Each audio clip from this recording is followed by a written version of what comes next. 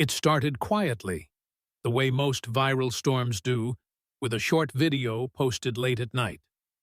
A Swedish musician, known online for experimental sounds and blunt opinions, sat in a minimalist studio surrounded by unfamiliar instruments. In his hands were traditional Filipino instruments, the Kulintang, the Kudyapi, the Kubing. He struck a few notes, laughed, and said something that many would later describe as careless, dismissive, even mocking. He joked about how the sounds felt primitive, how they reminded him of random noise rather than real music. He smirked. The clip ended. At first, hardly anyone noticed. But the internet never sleeps. Within hours, the clip was shared across platforms, stitched, reposted, translated. Filipino viewers watched with tightening chests. Some felt anger. Others felt sadness. Many felt something deeper than insult. For them, these instruments were not props. They were history. They were ancestors speaking through wood, metal, and skin. They were rituals, weddings, harvests, funerals, prayers. And now, they were being laughed at. Comments began to pour in. At first, they were measured. People explained the cultural importance of the instruments. They wrote about the Kulintang as a sophisticated system of rhythm passed down for generations. They talked about how Filipino music evolved under colonization, yet survived intact in many communities. Some comments were educational, patient, hopeful that the musicians simply didn't know better. Then came the anger. This is not a joke. You mocked our identity. Would you say the same about European classical instruments? The comment sections turned into battlegrounds. Supporters of the musician argued it was just humor, freedom of expression, taken out of context. Others insisted that mocking a culture you don't understand is not comedy, it's disrespect. The clip spread faster. Influencers reacted.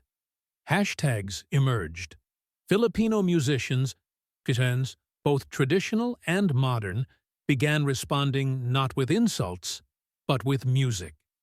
One by one, videos appeared. A young woman in Mindanao sat cross-legged before a Kulintang set, her fingers moving with precision and grace. The rhythm was complex, layered, alive.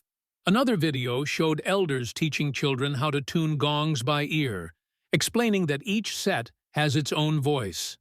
A fusion artist blended Kulintang rhythms with electronic beats, creating something ancient and futuristic at the same time. These weren't angry responses. They were statements. This is who we are. This is what you mocked. The contrast was powerful. While the original clip felt shallow, these responses felt rooted, human, proud. Viewers from around the world began to notice. Comments shifted tone. People admitted they had never heard these instruments before. They asked questions. They listened. Meanwhile, the Swedish musician was silent. For 2 days, nothing. His social media accounts were quiet, except for mounting notifications. Interviews were requested. Reaction videos flooded YouTube. Some defended him fiercely. Others called for accountability. The silence only fueled speculation. Was he preparing a response? Was he ignoring the backlash? Or did he genuinely not understand what he had unleashed? On the third day, he posted a longer video. He sat in the same studio, but this time the mood was different. No smirk. No jokes. He admitted he had underestimated the weight of his words. He said he approached the instruments with a Western framework, expecting melody and harmony as he understood them. And when he didn't immediately get it, he laughed it off. He acknowledged that this was wrong, not illegal, not malicious, he said, but ignorant. I spoke before listening, he said, and music of all things deserves listening. The apology was met with mixed reactions. Some accepted it immediately. Others felt it was too late, too polished, too convenient. But something unexpected happened next. Instead of defending himself further, he did something else. He asked to learn. He reached out publicly to Filipino musicians and scholars. He asked if anyone would be willing to explain the instruments, not for content, not for views, but for understanding. Many were skeptical. Some ignored him, but a few responded. Weeks later, a new video appeared. This time, the setting was different. The Swedish musician was no longer alone. Sitting beside him was a Filipino percussionist, calm and composed. Between them lay the same instruments. The Filipino musician began not by playing, but by telling a story. He talked about how the Kulintang predates colonial borders, how its rhythms once carried messages across villages. He explained that the music is cyclical, communal, not centered on individual performance, but shared experience.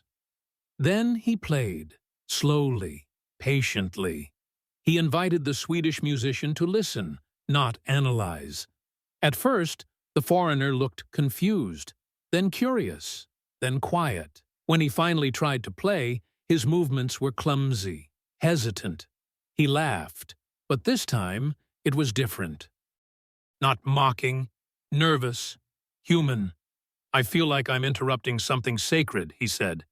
The Filipino musician smiled and replied, "You're not interrupting. You're learning." That moment changed everything. Clips from that session went viral again, but this time for a different reason.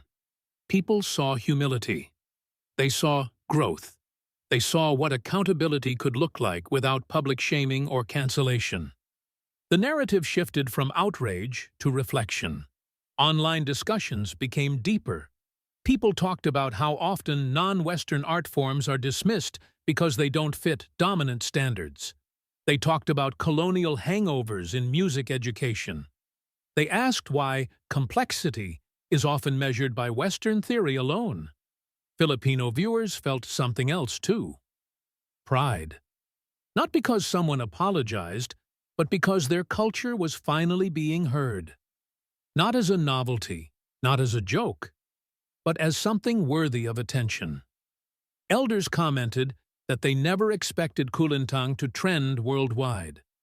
Young Filipinos said they felt inspired to learn instruments they once thought were old-fashioned. Schools shared the videos. Cultural organizations saw renewed interest. Workshops filled up.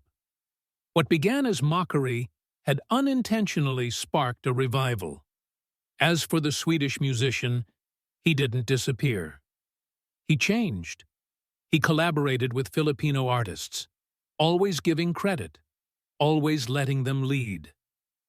In interviews, he spoke openly about his mistake, using it as a lesson rather than a defense. He admitted that the internet outrage hurt, but listening hurt more because it forced him to confront his own blind spots. "I thought I was being honest," he said in one interview. But honesty without respect is just noise. Months later, the original clip still exists online, but it's rarely shared alone anymore. It's often paired with the follow-up videos, the learning sessions, the music that came after. The full story became more important than the scandal. And maybe that's why it broke the internet. Not because someone was mocked, not because people were angry, but because, for once, a viral moment didn't end in silence or stubbornness. It ended in listening. It reminded people that culture is not something to be judged in seconds, through a screen with a laugh. It is something carried by generations, shaped by struggle, joy, loss, and survival. And when you touch it, even carelessly, it responds. Sometimes with anger, sometimes with music, and sometimes, if you're willing to stay and listen long enough, with understanding.